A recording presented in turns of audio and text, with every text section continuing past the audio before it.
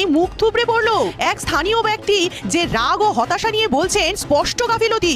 বছরের পর বছর ধরে এত বড় পুজো হচ্ছে আর একটি রশিও ঠিক করে বাঁধতে পারে না, এদের আর কত গাফিলতি দেখবো। আবার অন্যদিকে একজন স্থানীয় লোক বলছেন এই ঘটনা নাকি নিছকই দুর্ঘটনা, নাকি কোনো অন্য বার্তা। একাংশ বলছেন পূজা আজ ব্যবসায় পরিণত হয়েছে, তাই মা আর সহ্য করতে পারলেন না। একজন প্রবীণ ব্যক্তি ভয় ও বিশ্বাস নিয়ে বলছেন এ তো অভিশাপ, মা মুখ ফিরিয়ে নিলেন, টাকার লোভ এই নৈহাটির জন্য একটা দুঃসংবাদ অপেক্ষা করছে। এ তো অলৌকিক ঘটনা, এ শুধুই অলৌকিকতা। দুর্ঘটনার কারণ যাই হোক, 20 ফুট উঁচু কালী প্রতিমার এমন পতন নৈহাটির ইতিহাসে এক কালো অধ্যায়। এ কি শুধুই দুর্ঘটনা নাকি অলৌকিক কোনো সংকেত? প্রশ্ন রেখে গেল এবারের কালী পুজো। উত্তেজনা চরমে আর উত্তরের খোঁজে নৈহাটিবাসী।